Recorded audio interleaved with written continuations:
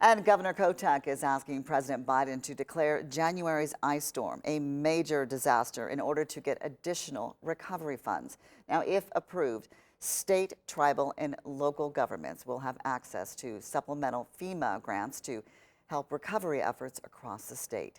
The declaration names Lynn, Benton, Coos, and Lane County alongside 7 others that experienced significant damage in the Confederated Tribes Siletz Indians.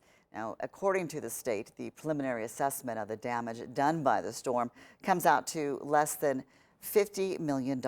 It typically takes the government 6 weeks to respond to these kinds of requests.